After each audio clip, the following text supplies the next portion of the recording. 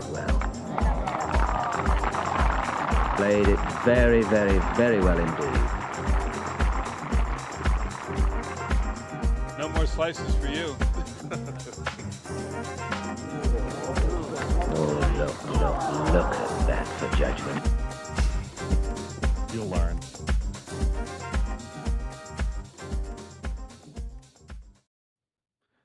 Hi, welcome back. This is Sliced. It's episode 7 with me, Ben Coley, and Sam Harrop. Sam, my mum has started listening.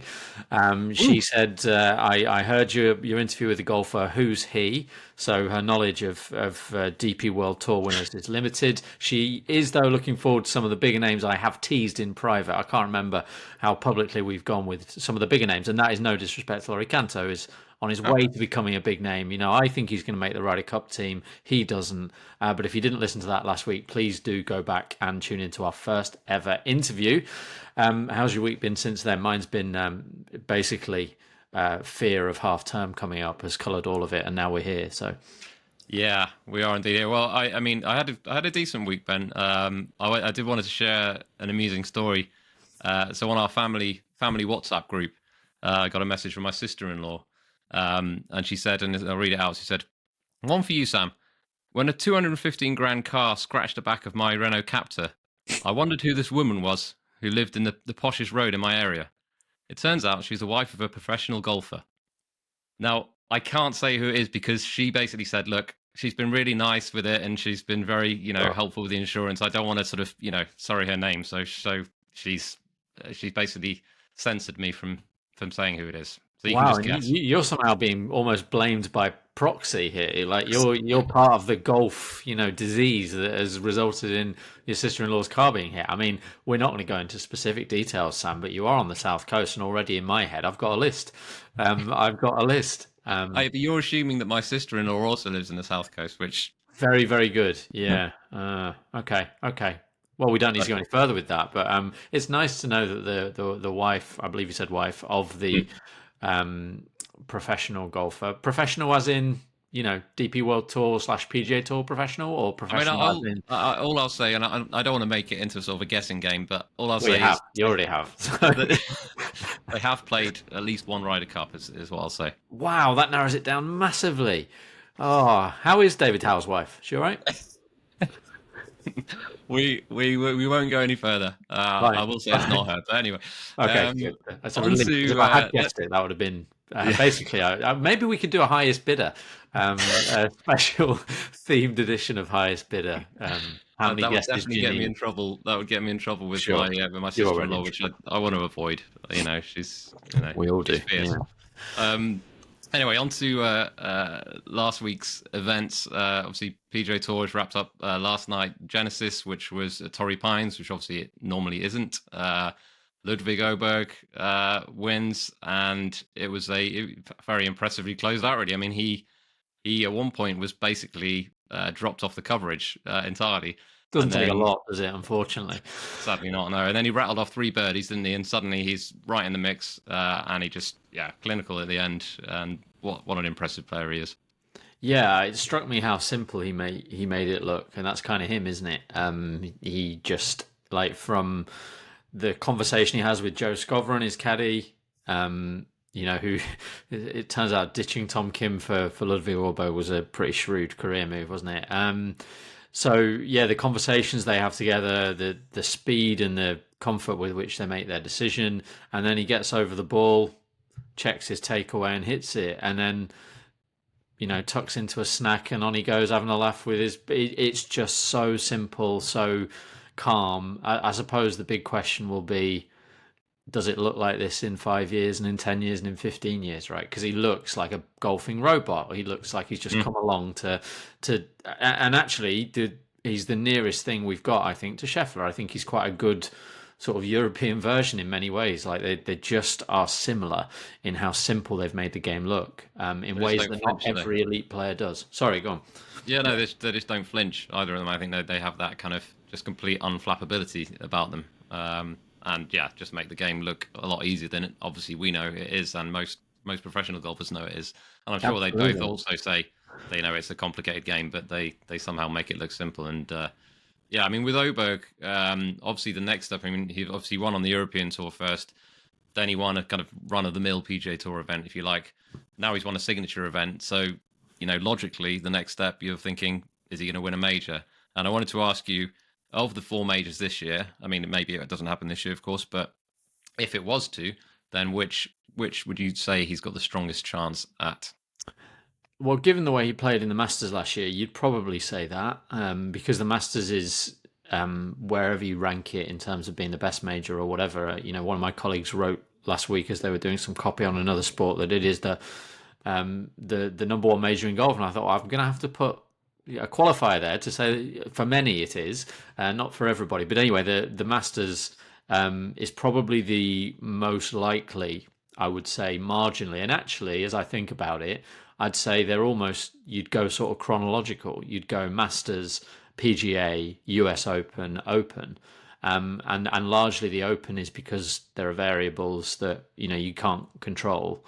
But also I would say, the US PGA historically has been the best one for someone like him to emerge and win their first major. Colin Morikawa won his first in the PGA. Obviously, Justin Thomas did. Rory McIlroy did. It's a fairly common breakthrough major.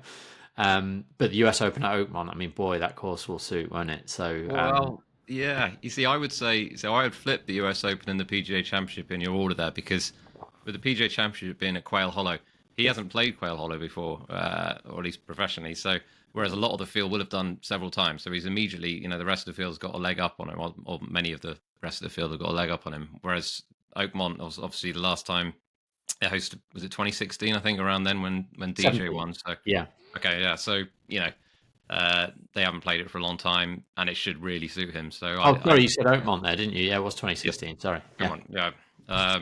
And then so I agree generally with you, but I do think that Quail Hollow, I just think there's going to be a bit of an advantage to those who play it every year. But yeah, it could well be, and look, that was certainly behind. Like when I was looking at anti-post, that was certainly part of it. I mean, you mentioned, I think on Twitter, his putt on the first hole yesterday. Or was it McNeely's putt on the first hole? McNeely on the first hole, yeah. Right, yeah. I got that wrong, but I did look closer at 8 Orbo because he got dropped from the coverage for like 5 or 6 holes, and it's ludicrous, by the way. This is CBS, I think. It's nothing to do with Sky Sports. Not a lot they can do about it, but. Yep. The thing about yesterday was there were only like 6 guys who could win it all day. So I always ask the question, start with those. And then if you can squeeze in a bit of so-and-so, we saw a bit of Justin Thomas. We saw quite a bit of McIlroy. And look, McIlroy's different. I have no objection to seeing all of McIlroy. He is the biggest star active on the PGA Tour. Show his golf shots. That's fine. But there is time to show Ludvig as well. And there were points where they were showing like Denny, McCarthy and Patrick Rogers just because 5 hours earlier when they'd planned the day, that was what they were expecting to do, follow the final group. But Ludvig was the second favourite and they hadn't shown him. And it was really maddening. And what it means is we missed, I think, arguably the key moment. There were a series of moments that were involved in this, including Maverick McNeely's attempt to hit it into the galleries, which backfired on 17. He was aiming down the right and it hit, you hit it into the galleries. It actually hit a person and came to an awful lie. And he made par, but, he might have made birdie to a nice pin otherwise. But anyway, the 12th hole, Ludvig got up and down from the greenside bunker, hold a 6-foot putt. We never saw it happen. And he's birdied 4 of the next 6 to produce this, by the big step, the big next step in his career. Yeah.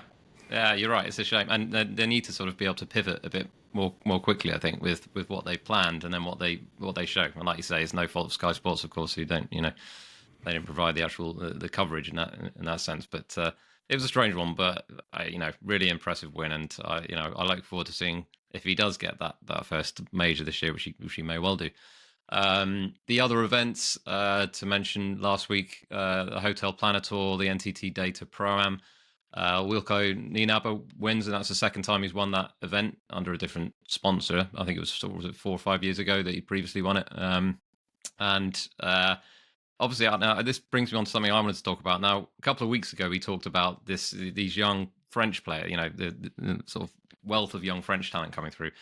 And I think I'd like to say the same about South African players, and I'm kind of waiting for the next big South African players to take that next step. You look back, however far back we're going, sort of 15 years, let's say, you had sort of Ernie Els and Retief Goosen winning majors.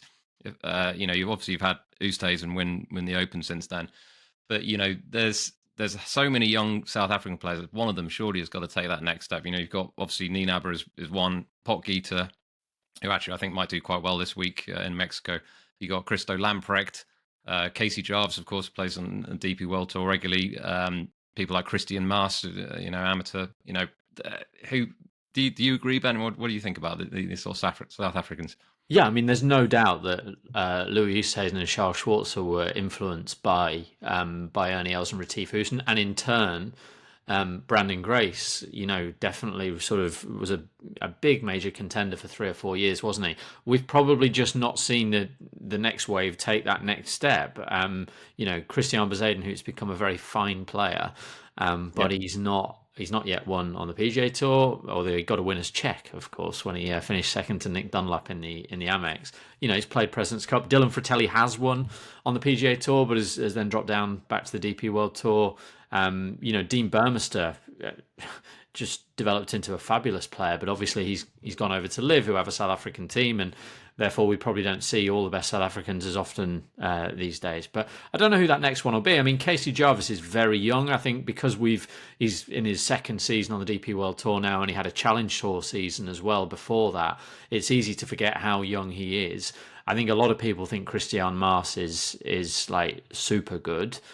So we'll see how he gets on. Jurav Premlal's definitely getting there, and he's very young as well, and he's one who, along with Jovan Rebula, I think will probably see win or go very close to winning. I mean, Rebula's like 27, 28, but he's still got big potential. Actually, they don't all develop at the same rate. So and look, Wilco Nienaber as well, because in terms of raw materials, he has them all. And what was striking about some of his recent performances, actually, I mean, look, I think I had a very firm grasp on what sort of player was going to win last week on the Hotel Planner Tour, as we're calling it.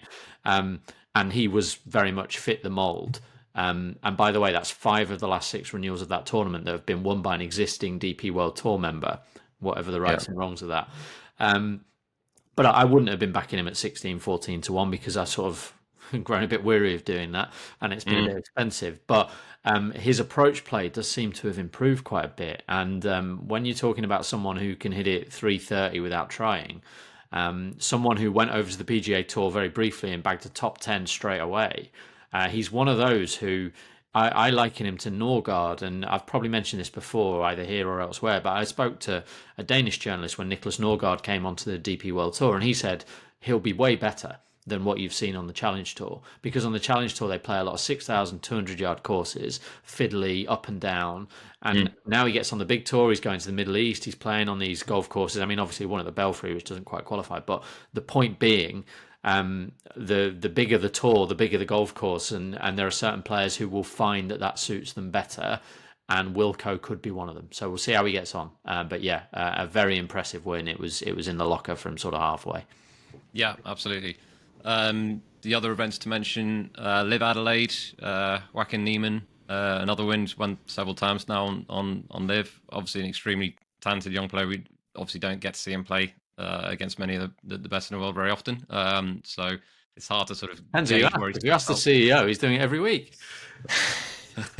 Honestly. Yeah, that was a slightly contentious interview, wasn't there? But can I share with you my favourite LIV nonsense over the weekend? I know you'd probably tell me off if I go too anti-LIV, but someone tweeted in this, there seems to be some sort of debate in the dark corners of golf Twitter about Ludvig versus Niemann, right? I don't know why we've got to pit these two against each other. Where did that come from? I don't know, but there is. And one person identified their professional victories tallies and how they differ, ignoring the fact, of course, that Joaquin, I think, turned pro in 2019, which is 6 years ago.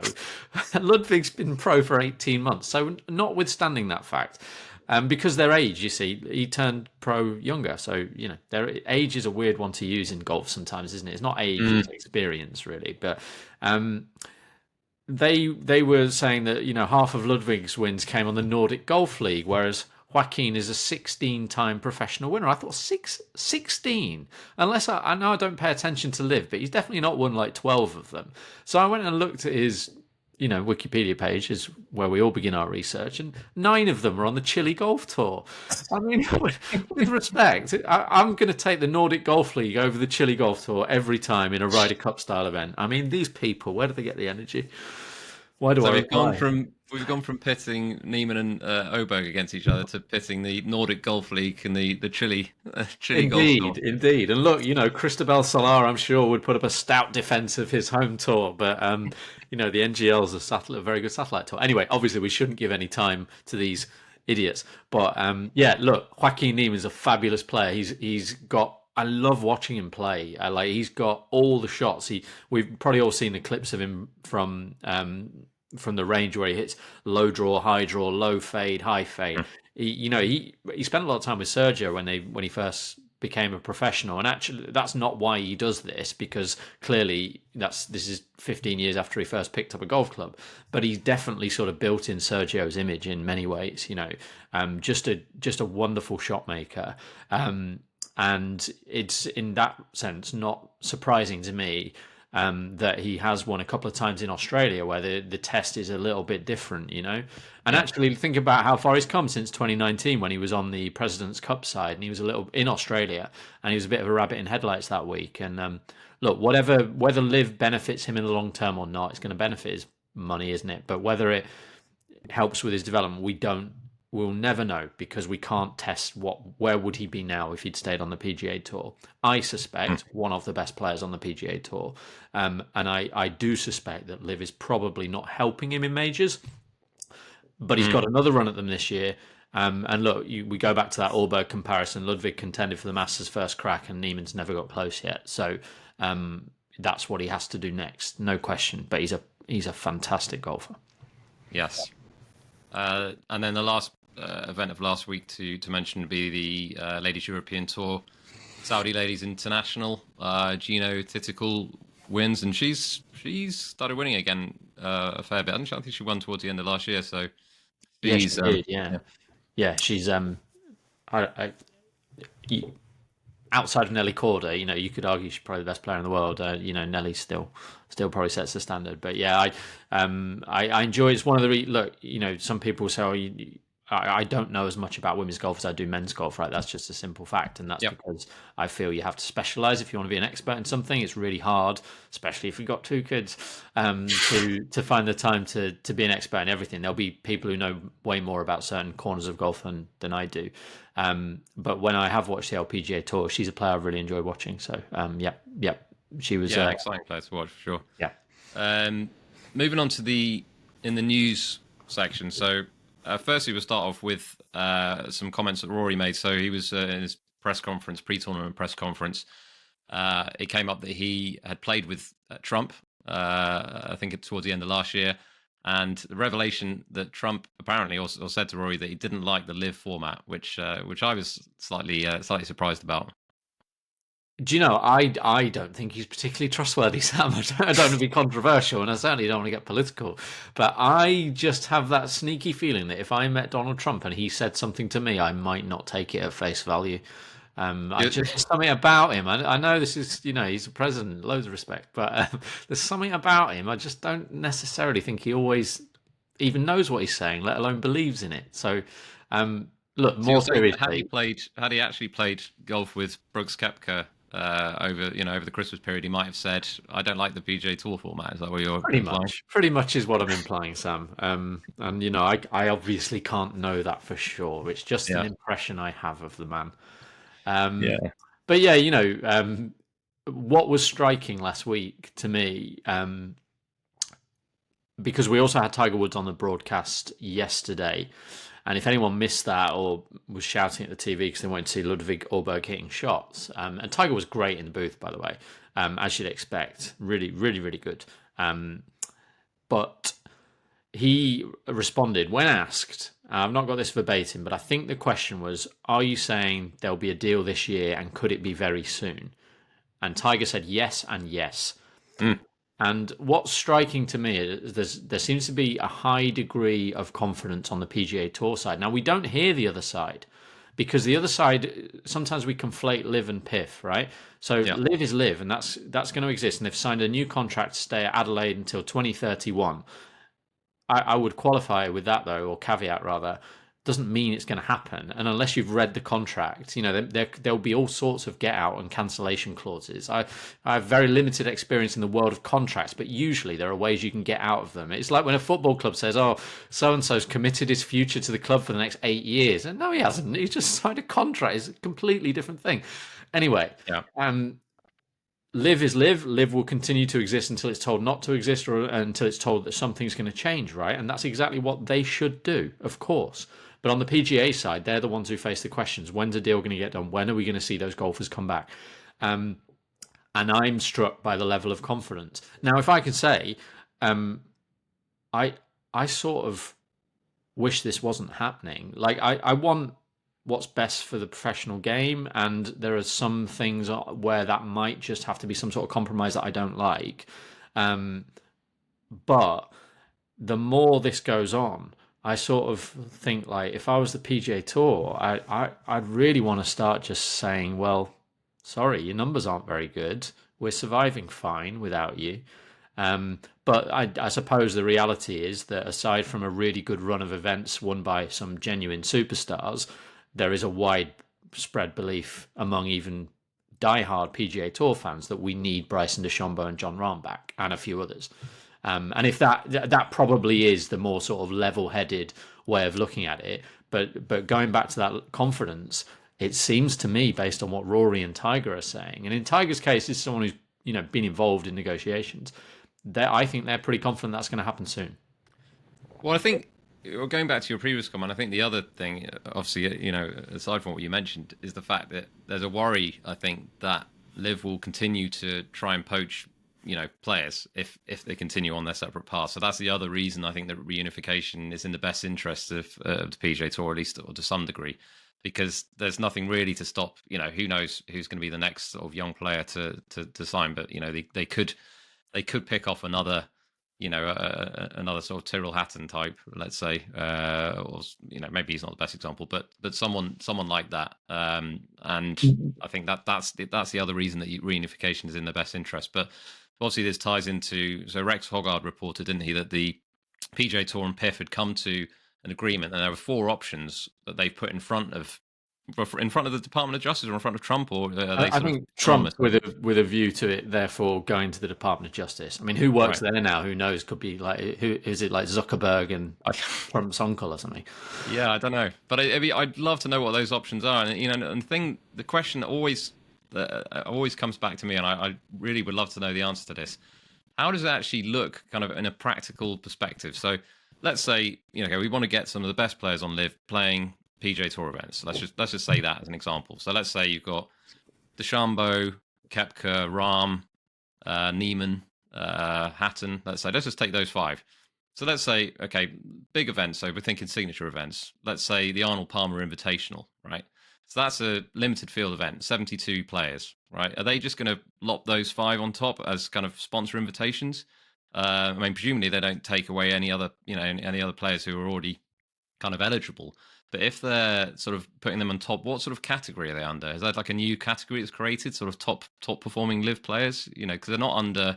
They obviously won't qualify on their own merit because they won't have a FedEx Cup ranking from last year. So, yeah, these are all the questions that need to be answered, aren't they? But I will say this, and again, I'm just guessing. This is informed guesswork, I suppose. But I don't think realistically it can be as sort of relaxed and informal as that. And this is where I come back to the future of LIV. Put it this way: in 2 years, if this deal happens, LIV Adelaide and Riviera are not taking place at the same time. Just not possible. Because let's be honest, there are some players on LIV who probably don't want to come back. So I actually think that the route to bringing players back, and it's not just Rahm and DeChambeau. I don't think we can be arbitrary about it and sort of case by case. You have to say the reunification, men's professional golf, and whoever's good enough, therefore plays on what is perceived to be the top circuit, which is the PGA Tour. I think LIV will have to move. I think that I would guess that the those players will be welcome back in some way. Maybe they'll have to pay some. I don't even think that. I think they're going to have to just say to the PGA Tour membership, look, we're losing sponsors. Deal with it. You want to resign your membership? Resign your membership. But if they can win over the main ones, the most important players on the PGA Tour, and I think, to me, the most logical scenario is that the PGA Tour continues in its current January to September format. These players come back, the ones that are good enough. The fact that they are limiting the number of PGA Tour cards from next year probably makes room in some ways, and LIV becomes a sort of October to December who wants it thing. I really don't see a future of these two tours coexisting. I do not see it, because LIV is $5 billion in the hole, or just about. This is another report that came out last week. I just give the proper credit. Money in Sport newsletter. People can say what they like. I'm sorry, it's just not sustainable. This cannot go on for much longer. They're not idiots, right? They don't have so much money that they can spend $5 billion on basically nothing, right? That is what they have at the moment. They have a nice tour, a really good golf tournament for a certain audience in Australia. They have a series of other fairly humdrum golf tournaments, a phony team championship, some really, really good players who wanted money, and that's it. And they're $5 billion in the hole. It cannot carry on. It has to stop at some point. And remember, forget about the LIV CEO. Forget about your mate who loves LIV. Forget about all those people really in this do not matter, just in the same way that I don't. This is about the Public Investment Fund of Saudi Arabia gaining further legitimacy by being part of the top table of men's professional golf. At the moment, they are not. They want to be. And if they have to sacrifice LIV and what it is today, they will. Make no mistake. Sorry, I got very dramatic there. No, and I agree. It does seem hard to sort of see them kind of coexisting in the sense that they currently do with this sort of crossover. But I'm, like I say, very intrigued to see what happens. And it does sound like, from what Tiger's saying, that something is very imminent. And I would guess that means it's probably going to be sort of pre-Masters. It would be my guess. Obviously, it's reasonably soon, but I think if he's saying that, confidently saying yes and yes to very soon, then I can't see that kind of rumbling on through the sort of summer months. So, but hey, let's see. A watching brief on that. The other thing to mention, well, obviously, so Rory also mentioned, didn't he, in his press conference, about the fact that he's earning a lot more money than he did since sort of pre-LIV times, and I think some people took the opportunity to sort of use that as a sort of to sort of victory march over the PGA Tour, sort of saying, oh look, Rory's saying this, so we win, and it's sort of tiresome, isn't it? But even more tiresome, I think, was Phil Mickelson's reaction, which I didn't used to be able to see because he blocked me, and obviously Elon Musk changed the sort of blocking rules, didn't he, on Twitter, so you can now see what people have posted. So I saw his sort of 2 thumbs up to that sort of nuclear golf post about Rory saying that, as if he's sort of saying, yeah, I told you, I was right all along. I was right all along about Phil Mickelson. That's all I'm going to say on the matter. I was wrong. I will put my hands up. And that's fine. You were hoodwinked by no. Look, he's just become too sort of convinced by his own greatness, hasn't he? And some people would say the same about Rory. I disagree, but look, it's a load of nonsense. I was going to swear there because Laurie Cantor sort of swore, and therefore we seem to have got away with that. Numbers are quite good for that episode. It wasn't taken off any platform, but I'll try not to. Yeah, look, Phil's Phil, isn't he? I mean, he seems very happy with life. Good for him. Yes. The other thing of note, the LPGA announced a new slow play policy, which is going to be introduced in March. You have the details of which, Ben. Yeah, so you get a fine if you exceed the allotted time, which is 40 seconds to hit your shot. By if you 1 to 5 seconds, you get fined. 6 to 15 seconds, you get a penalty. Any more than 15 seconds, you're getting a 2-stroke penalty. I mean, the first thing to say here is if you've backed Carlota Ciganda for the money list, you have lost. But she's going to miss every cut. This is going to be remarkable. But look, a lot of people think you can't fix slow play with measures like this, and we're going to find out to what extent they do impact the time it takes to play. I think it's a great thing. I think it's a fantastic thing. And once again, the LPGA are leading in ways that the PGA Tour have failed. Like when Mike Whan was in charge, they led on so many things where you think, why is the PGA Tour not doing this? There's been so risk averse on the PGA Tour because they're so enthralled to their biggest players and their biggest sponsors. The LPGA are more like a sort of, I know people say LIV's like a startup that can spend 5 billion and seemingly carry on. But the LPGA is a bit like just a really sort of lively, vibrant, risk-taking operation. And this is a great thing they're doing. But on slow play, I do think the point is a very good one that I think Rory McIlroy has made. I think Justin Thomas has made it. That the only way, if you really want golf to take less time, and by the way, the PGA Tour probably don't, because let's say their current 6-hour broadcast window became 5 hours because they're just happening quicker. They might lose money in the short term, but that's again where they fail to see the long-term view where you get more viewers and therefore 5 hours becomes more valuable than 6. But anyway, RobOps on Twitter, that's ROBOPZ. He does some great analysis, numbers-led analysis of things going on in golf.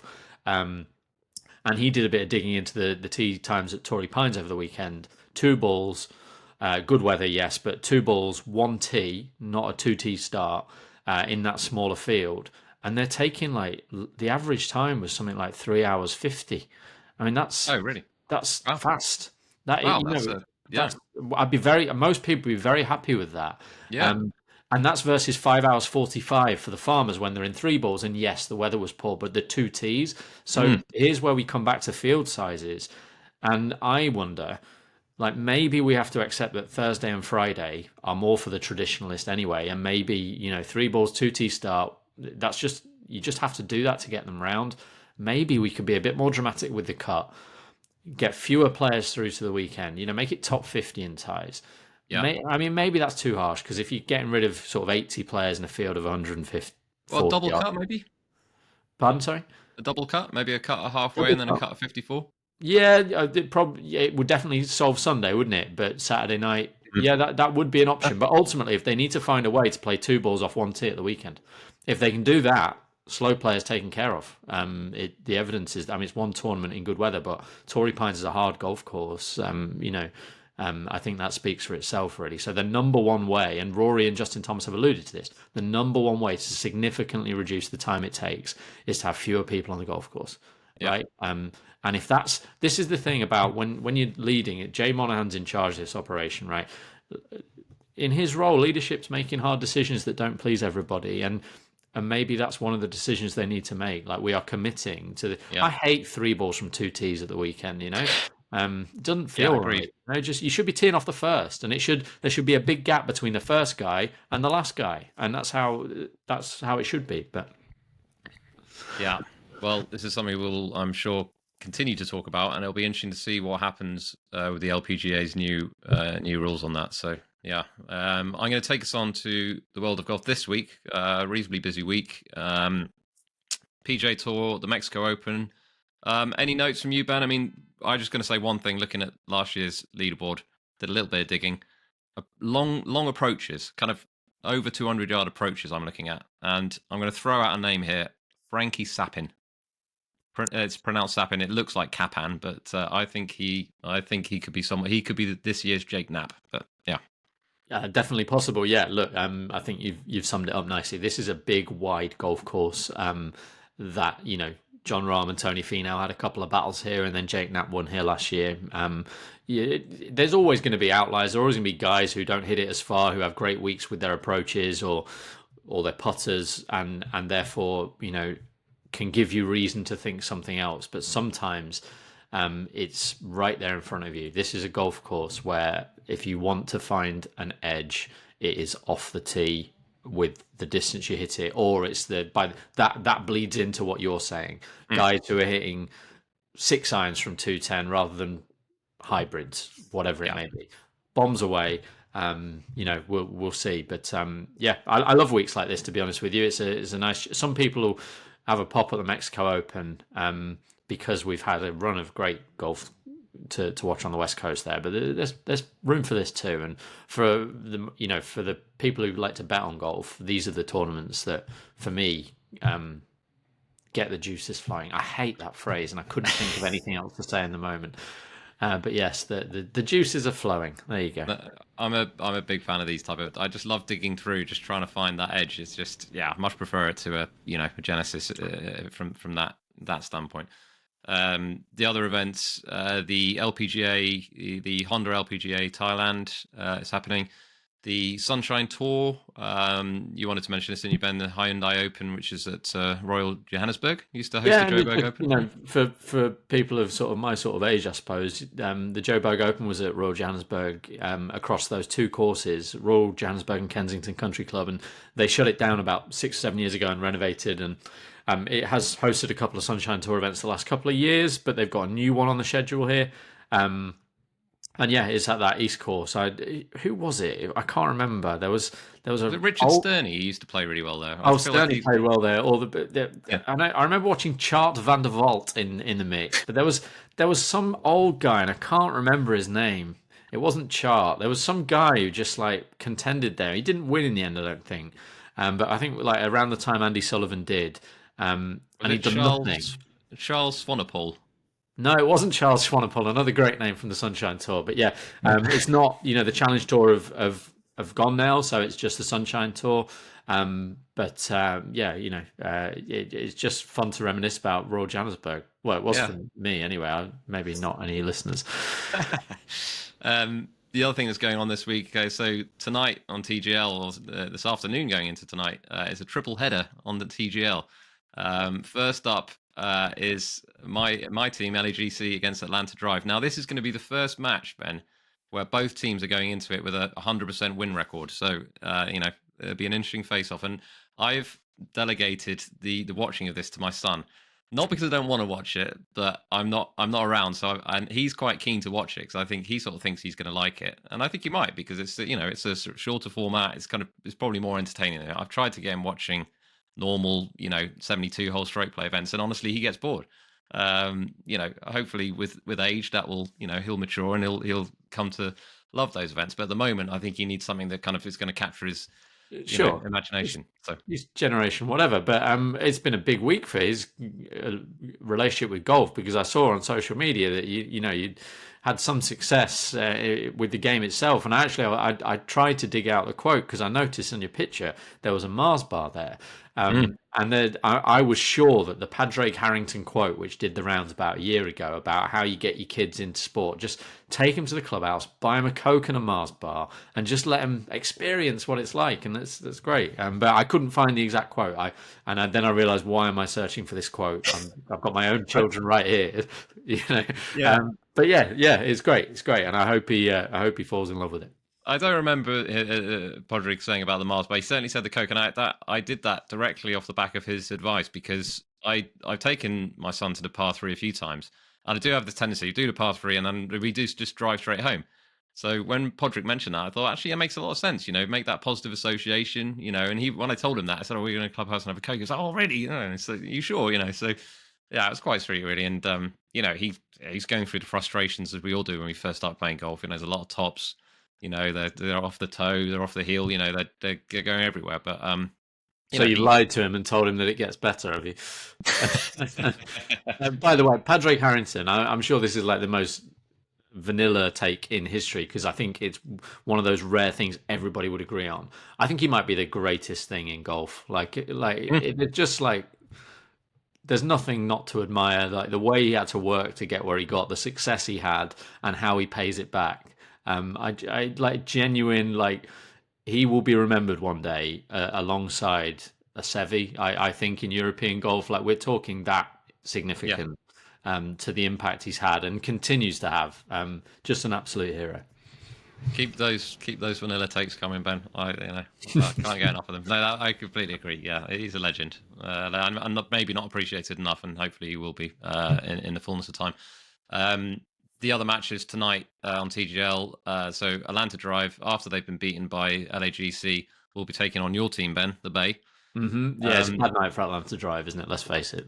Yeah, and then the Bay are staying on to play Boston Common, so a doubleheader for the Bay. So I can only assume, Ben, that you'll be staying up late to watch both of those fixtures. Is that tonight? You know what? My wife and children are not here tonight. It's just me and the dog. So if ever I'm going to watch it, it might be now. But also the White Lotus starts. So I would encourage you to at least watch the first one, which I think is at a reasonably sociable hour. I want to say like 10 p.m. UK time for Atlanta Drive versus the Bay. I could be wrong, but it's certainly not a really late one. Whereas I'm going to do it. I will take that as a commitment. I will watch match 1 for as long as I can last. Fantastic. I want to see your commentary on Twitter because I think that'll be amusing. And then lastly on TGL, so tomorrow there's just the one fixture, which is Jupiter Lynx against New York. 2 teams which haven't got off to the best of starts, but it's a relegation battle, isn't it? Let's face it. It is. Yeah, exactly. And presumably with the new reunification that's going to be happening, if they get relegated, then the Crushers may get promoted. I don't know. Yeah, maybe this is where the Nibliks have been lost to. Maybe they're the travelling reserve for the TGL. Right. Okay.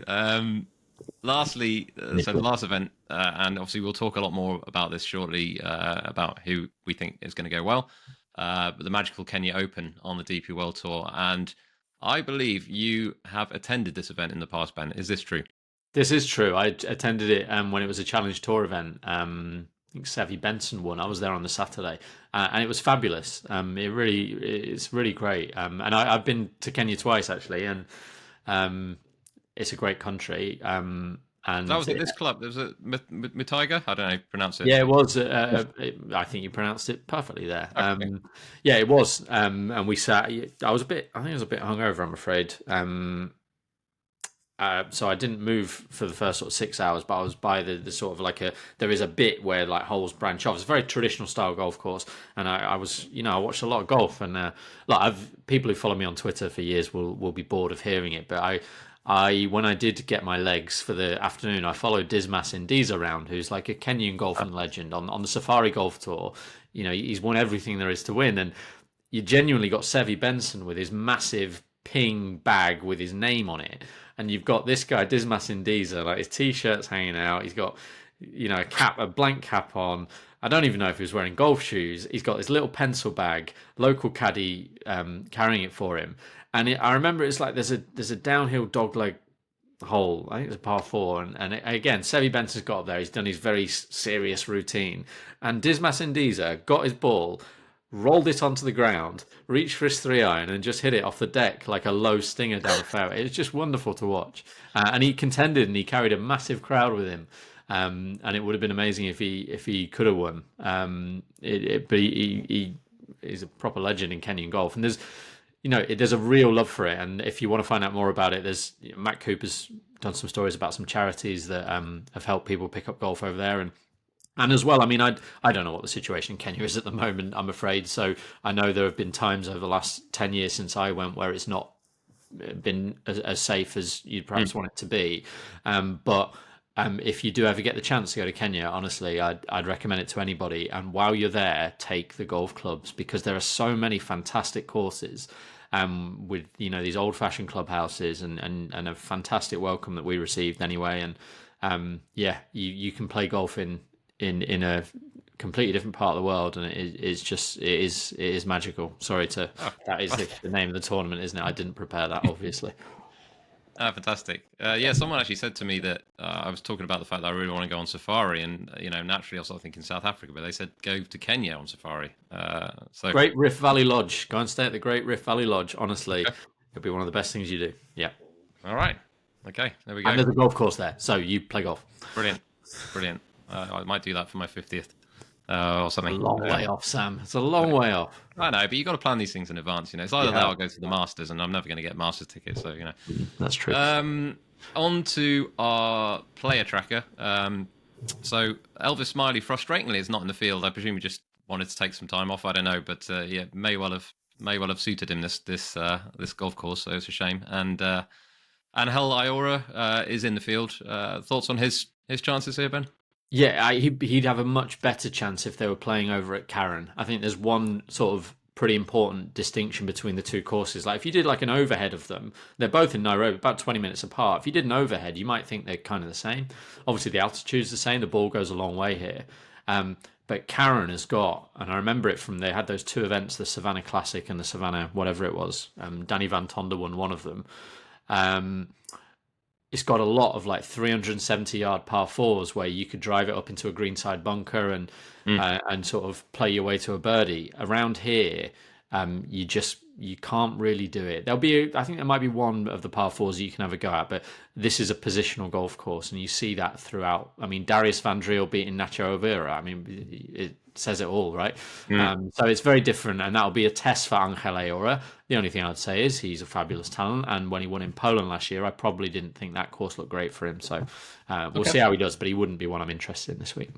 Interesting. Well, that does lead on to who you are interested in this week with our fancy picks. Who are you looking at, Ben? I've picked my team in advance and I've got it right in front of me. So this is a step forward. This is what happens when your kids go. You can spend 10 minutes doing your fancy team before, rather than run into the room to do the podcast and tell them all to be quiet. You can just do what you like. So my captain is going to be Sebastian Söderberg, a former winner of the Kenya Open when it was on the Challenge Tour, at Karen rather than here, but actually his form stands out as this being equally suitable. And I think if there's one course on the DP World Tour outside of Kenya that will offer you some good clues, it is Cron, where he, of course, beat Rory McIlroy. I think it was Rory McIlroy, Andres Romero, and Lorenzo Galli in a playoff. Not sure about Romero now. I say. Anyway, he won that playoff, didn't he? So yeah, Soderberg's going to be my captain. I'll spin through the others. Connor Syme, who was really close to winning when Ludvig Aberg won at Cron, and has a good record on similar courses, places like Diamond in Austria, and played well here last year when he wasn't in quite as good a form. And just on that, I'll say this: the key dynamic for me this week is that it is a complete shift from what we've had in the Middle East. And I always think back to when Shopanka Sharma won the Malaysia Open. He'd played in the Middle East and it looked like he was out of form, but actually he's just playing on completely the wrong type of golf course. We'll see that this week. So anyone like Simon, like Söderberg, that has been playing well on these bigger golf courses, I sort of think they must be licking their lips at this. It'll get their juices flowing, Will Mathega. Right, my other four. Adrian Sadier, I think I'm going to keep him in my team. He was a bit disappointing last time, but he's one of the straightest drivers in the field. Yep. Aaron Cockerill, fantastic short game, fantastic record on courses like this. Another who seems to be playing pretty well. Marcel Schneider, who's been 8th and 14th over his last two starts. Putts very well. Feels like I'm naming your team here. We have a bit of a crossover here, Ben, but we'll come to that. Yeah. And finally, I was just looking for a rock solid player to round out my team. And who do you think of? You're the rock solid. Just want you to finish 20th. Anyone spring to mind? Solid. I went with Joust Lauten to round out my team. One of the same. So yeah, there are my six. And I sense you're about to say at least three of the same names. Exactly three, in fact. So Schneider is going to be my captain, and the reason behind this. So basically, I've done a bit of digging here, right? And there is an identikit winner, which is, if you look at the last three winners here, they are all mid-30s, straight off the tee, good putters, right? Marcel Schneider, he's all of those things. So he is my captain. Next, John Parry, again straight off the tee, solid last year. He led in strokes gained approach at Qatar. And obviously he won at the end of last year. He's got potential to win again on this type of course. Sadier and Cockerill, which you mentioned, are both in my team because they fit that bill of being straight off the tee and good with the flat stick. And then the last two, I'm doing that thing again, which I probably shouldn't do in fantasy game, and I can't help myself, Ben. Just putting in people who would probably are ridiculously long odds, but just because I just fancy their chances. And they are Kazuma Kobori. Sam, I wish I'd said it. I was about to say, is one of them Kazuma Kobori?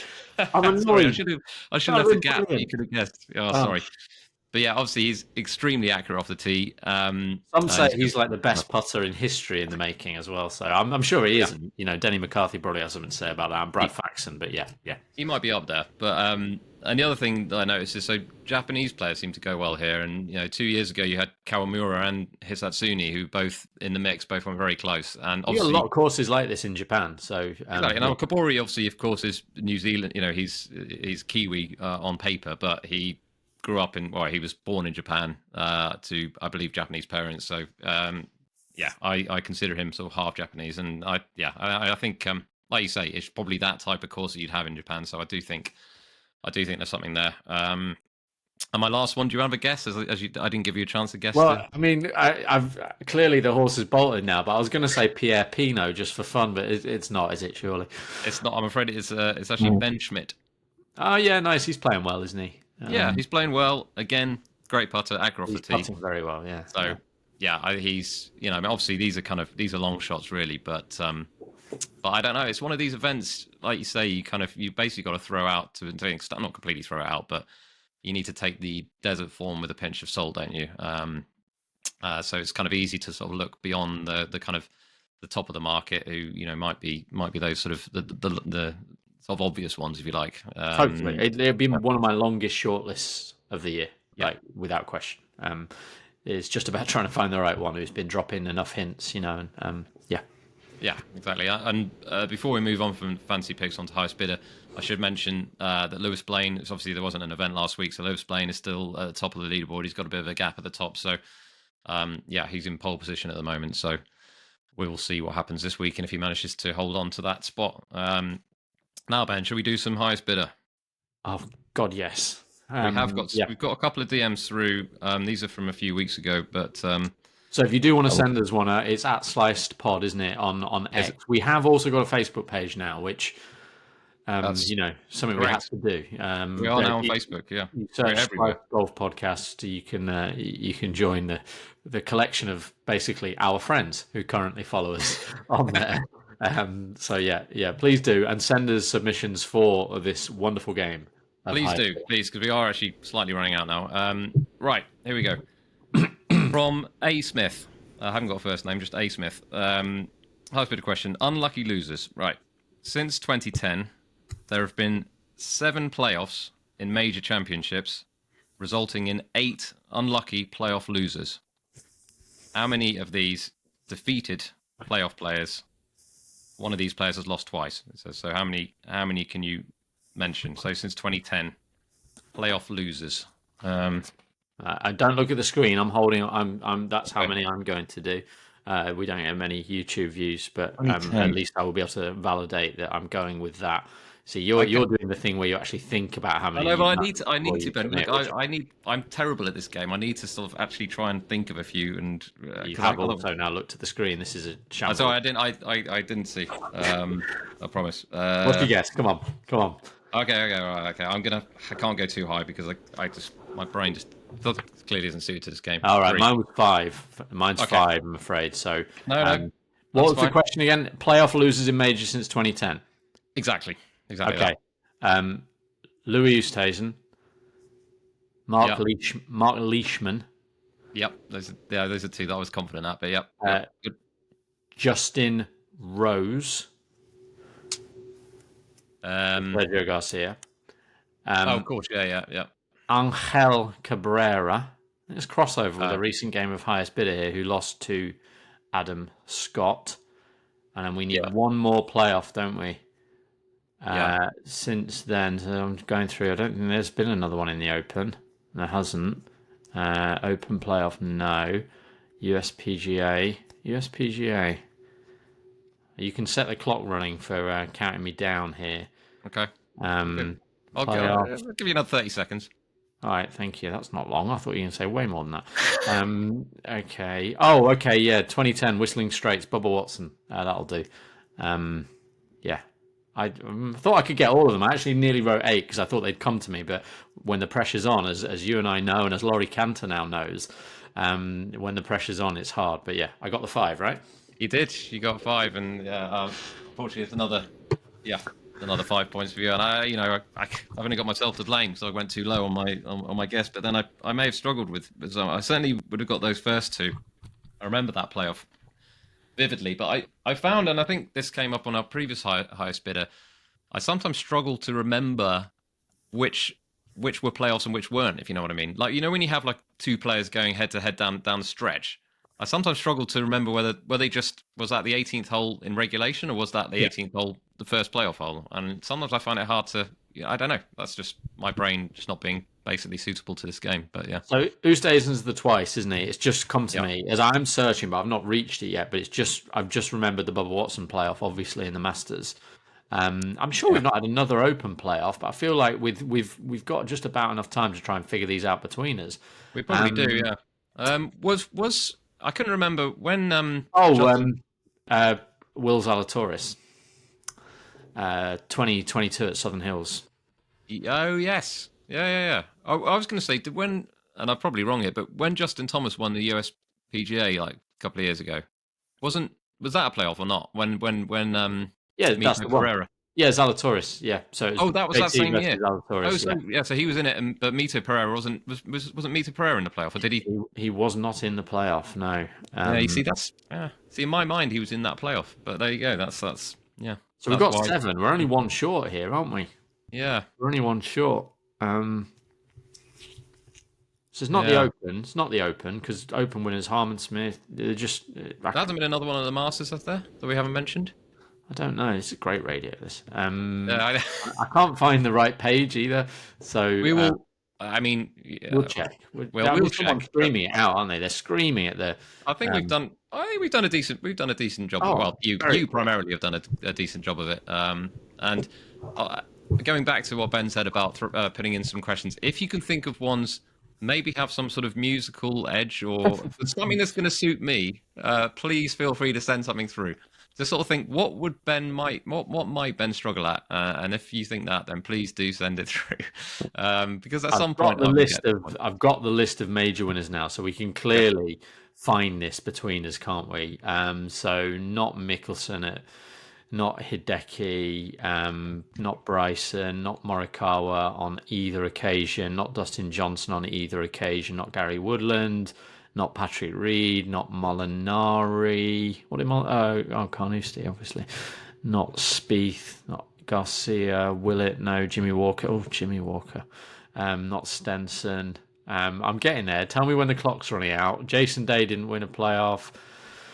Did McIlroy? No, obviously not. Oh, Duffner, Keegan Bradley, of course, at Atlanta Athletic. That feels like a lifetime ago. I mean, it was a while ago, but that's just, that's almost in the sands of time. That has just disappeared from, I don't know. Yeah. Great question. I loved it. Thank you. Excellent question. A. Smith. Yes. Thank you, A. Smith. And thank you, everyone, for listening to this week's podcast. We'll be back next week. We have got some guests coming up soon, which we will announce in due course. And we look forward to joining you soon.